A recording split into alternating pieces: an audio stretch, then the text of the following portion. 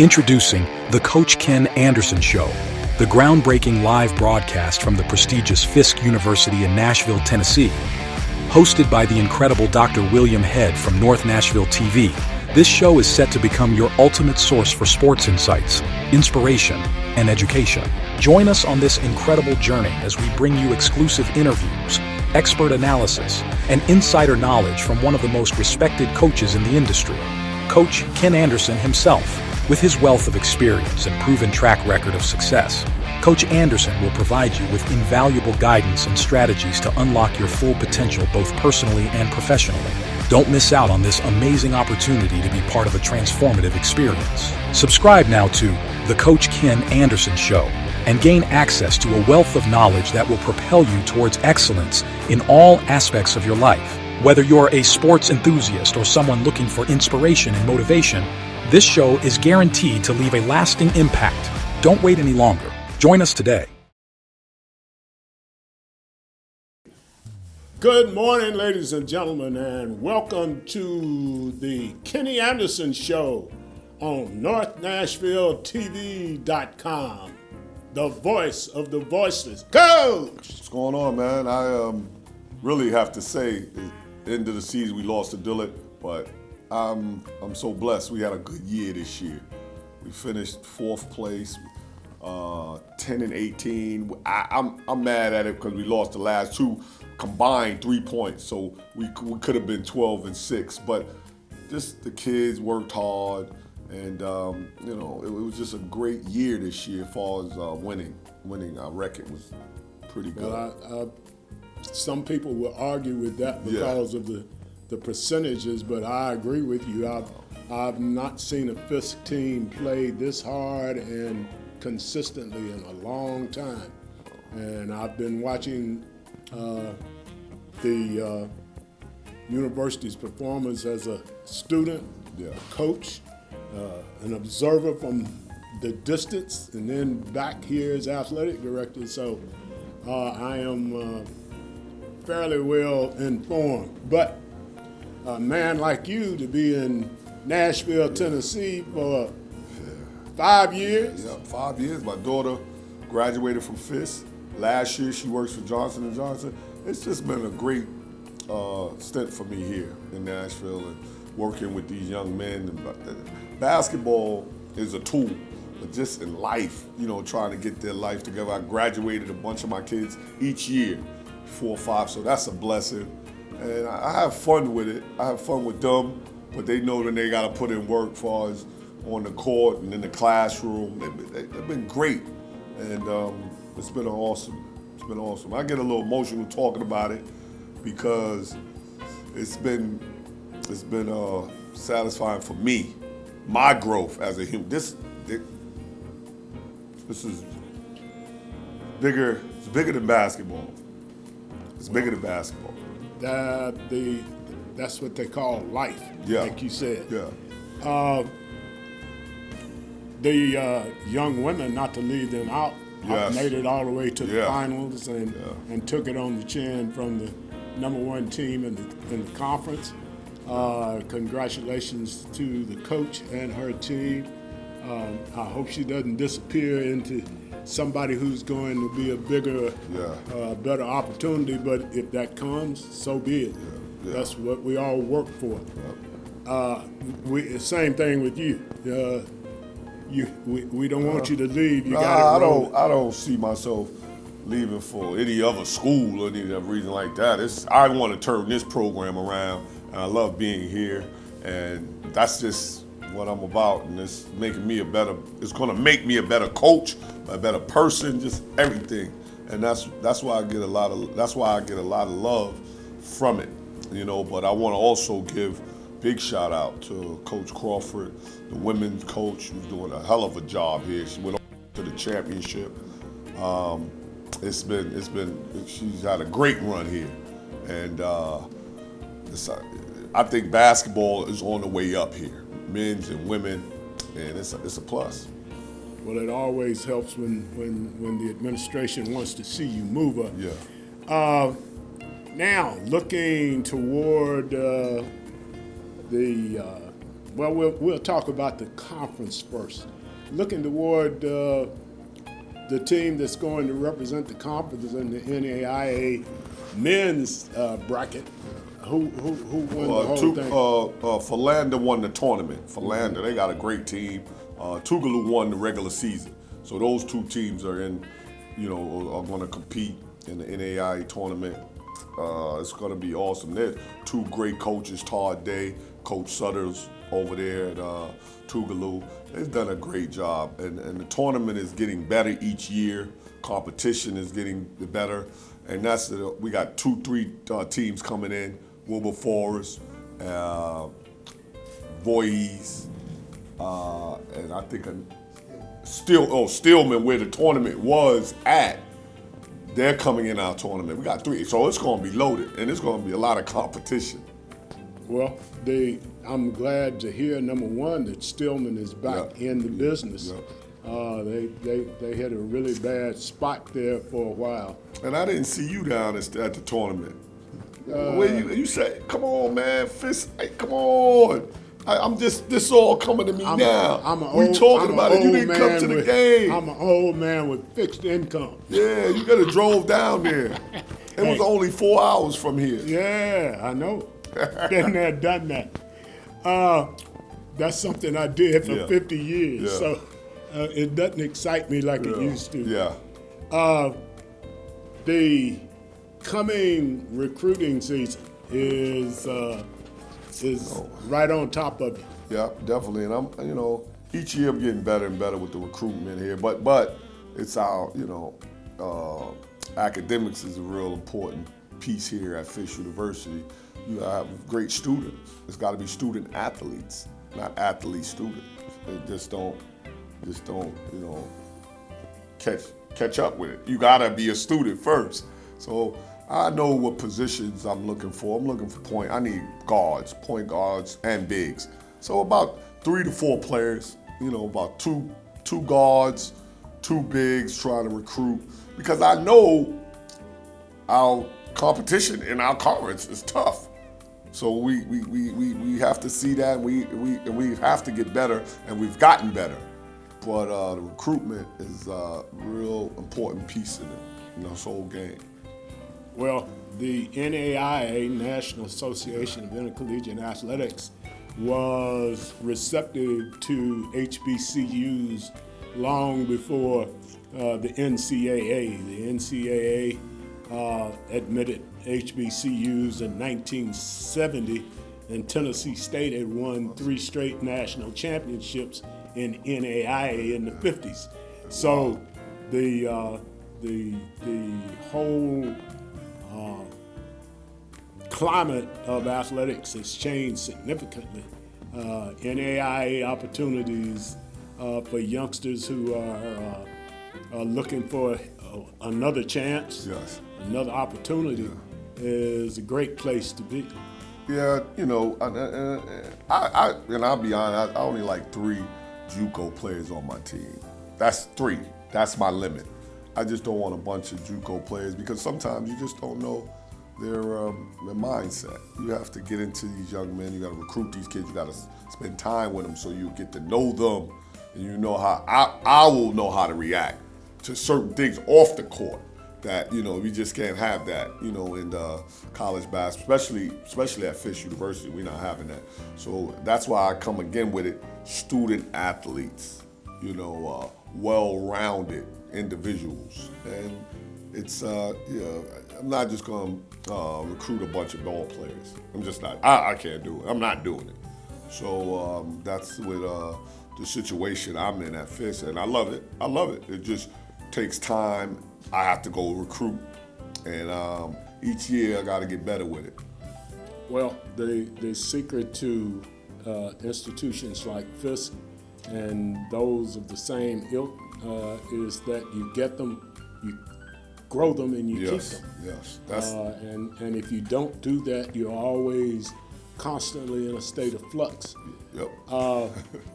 When you look, go back to New York now. When you look at point guard position for you, what are the qualities that you look for? First of all, team. You got to be involved in the team, getting the team better. You got to be a playmaker. You know, I was a playmaker. You know, I got guys the ball in great situations so they could finish, run. I'm a coach on the floor. You got to lead these guys. You got to be voiceful. You got to know how to talk to your teammates to get them to do. If they want the ball, you know, they're gonna work hard for it. But the right So if point you're not guard, running the court, you can't get the fast break point. Yeah, running the court and just running the team, calling the team plays, getting everybody in positions to do it. You got to be a coach on the floor. And you know, here, I hate this. I just haven't had the joy of having a great one. I'm trying to get a great one. Once I get a great point guard, and then I could, because we this year we had good bigs. 2 guards, we had them. But that position is just tough to get here at Fisk University because a lot of these young men want to just go play. They don't want to do, you know, the schoolwork and things of that nature. So it's been very difficult to recruit these players. But in my conference, I have to get it, you know, because our conference is really competitive. When you say point guard at Fisk University, one of the greats from the 1970s era, Freddie Lewis, want to wish him get well quickly. He's had a very bad spell of poor health. Pray for him, all of Fisk Nation. Yes. As you play in this conference, you noted that Philander shot the 3 extremely well. How important is the 3 to you? It's not. If you got great shooters, it's good. But everybody on the team can't just be shooting them. That's what a lot of teams, you know, have now with guys that shoot. Philander, Tougaloo, they're a bit of both. You know, they got some great athletes on those teams, and you know, they got older, mature players that understand the game. That could be difference of a 2-point win or 15-point win or it could be a difference, and you gotta get with it. But our team played hell of a defense, and we rebound. We was tough-minded, and Michael Ashley, who's really undersized, played a big role in that. He played extremely well this year. You know, we was tough-minded. I had a tough team, and I respect all those guys that played for me and gave it all. And every game they came to play. Well, at every position you want a hard-nosed guy, but at point guard you got to be hard-nosed and strong-minded so that you are the one in charge. Yep, definitely. You know, point guard. Like I said, you got to be that coach on the floor. Run out through when things get hectic out there. You get everybody into the flow of things. You call the plays. I'm not blaming and knocking my team. My team was great, but we didn't have that at times. You could see it. You know, in the course of the game, we would just get flustered and just get out of whack. And I'm like, why? You know. But I understood what was going on. You know, but. Like I said, this year was my best year here coaching. So I'm really, you know, we like I said, we did 4th place in the GCAC conference. We was right there. I think we had some big wins, but it's time to just rebound, get better. And I feel it's coming. No, it's coming. And the right pieces to the puzzle. The right guys in your program will make it go. You cannot get a bad apple, 2 bad apples in your program and crush your program. You can't do it. Well, leadership means that you take the good and the bad, and you move on with it. You don't have the opportunity to blame. Yep. So it means that you've got to have a strong individual. Yep. He's just like quarterback on the football team. Leadership, like you said, leadership is huge here, and it comes from the head, and then it moves on down, and that's why I was, you know, I tell the guys the truth about getting it done in practice, getting it done in the classroom. You gotta be ahead of all of that. And then in the season, you should concentrate in school and basketball. And then everything else is not necessary till after school. Then you get involved in all that. So I'm trying to change the culture. I've done that, change the culture around here, and we're getting better, much better, with the beliefs. And anything you do, you gotta believe. And my guys believed, and that was great. They worked hard. They really did. One of the great joys in coaching is walking in a locker room and you figure that everybody's okay, and they're sitting there wondering why they lost. And you've been telling them that the whole season. You don't have to lose. You just have to play hard. So when they come to the point where they believe they should win, they'll win. Moving into next season, you've got 3 new schools, as you mentioned before, and a conference that already has what? 10 schools. 10 schools. So we got 13. So you're going to have 13, and the tournament format is going to change. 2 divisions? 2 divisions. Okay. Yeah, it's going to be 2 divisions. We're getting information off camera, ladies and gentlemen. So don't take us the wrong way. Yeah. When 2 conferences that I was a part of, the CIAA and the SWAC, both have divisional play, and it makes for really good competition because you've got a division champion, then you've got the tournament champion, and great things to shoot at. Did any of your young men make all conference? Jalen Lockett played extremely well. He made the all tournament, and then Tion Thompson made that all conference team. Those guys are just awesome players, but awesome individuals. And they're gonna go on and do great things in life. That's a blessing. But Michael Ashley, he was up there in rebounding. He should have won something. He won something. He won the last year. He didn't win this year. He worked extremely hard. He could have, because he worked extremely hard this year, on and off the court. He's our leader. He's a well-rounded young man.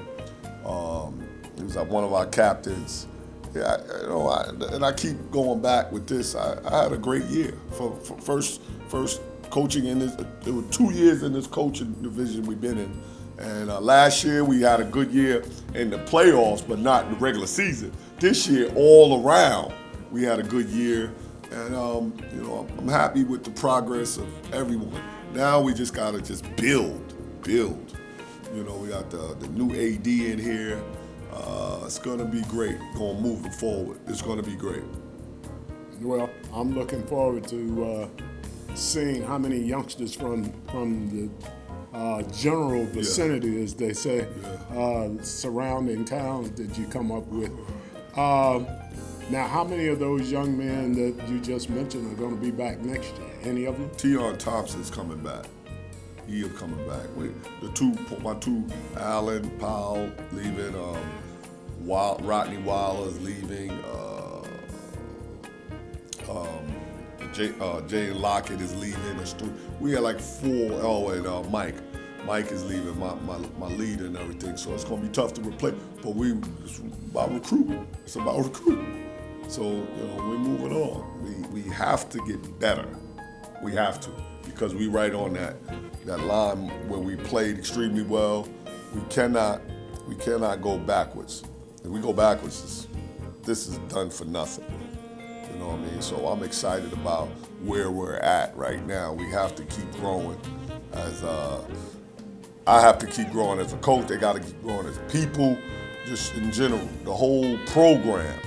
The women's is rolling. They're in the championship. They lost, but they're going to go into the NAIA. The whole school has to blossom right now in sports. Academically, one of the top colleges in the country academically. But now we're trying to do it in the sports world.